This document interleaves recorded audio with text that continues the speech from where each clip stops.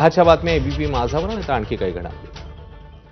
वैष्णवीचा पती शशांक आणि सासू लता हगवणींची अडचण वाढण्याची शक्यता आहे, कारण ताबा मिळवण्यासाठी म्हाळुंगे पोलीस न्यायालयात अर्ज करणार आहेत। जेसीबी खरेदी प्रकरणी व्यावसायिक प्रशांत येळवंडेंची फसवणूक झाली होती आणि सोमवारी म्हाळुंगे पोलिसांच्या अर्जावर पुणे सत्र न्यायालयात सुनावणी होणार आहे। त्यामुळे आणखी एक प्रकरण आता हगवणे कुटुंबाचं समोर येते आणि त्यामुळे शशांक आणि लता हगवणे यांची अडचण वाढू शकते। नाझीम मुल्ला या संदर्भात अधिक माहिती देतील। नाझीम, हे नेमकं प्रकरण काय आणि आता हगवणे कुटुंबांच्या अडचणी कशा वाढू शकतात यामुळे? अश्विन हगवणे कुटुंबीय हे आधीच या ठिकाणी अटकेत आहे।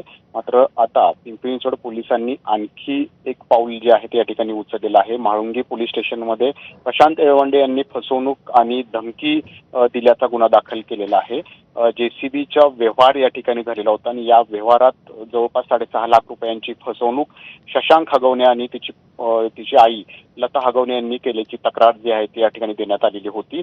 आता वैष्णवीच्या मृत्यू प्रकरणात हे हगवणे कुटुंबीय जे आहे ते अटकेत आहे, परंतु शशांक आणि लता यांना आता हे न्यायालयीन कोठडीत गेलेले आहेत आणि त्यामुळेच पिंपरी चिंचवड पोलिसातले म्हाळुंगे पोलीस जे आहे त्यांनी या ठिकाणी अर्ज केलेला आहे की यांचा आम्हाला ताबा द्यावा आणि पुणे सत्र न्यायालयात याच्यावरती सोमवारी सुनावणी होणार आहे। आणि न्यायालयाने जर परवानगी दिली तर शशांक आणि लता या दोघांना सुद्धा पुन्हा एकदा अटक केली जाणार आहे। धन्यवाद नाझीम या माहितीबद्दल।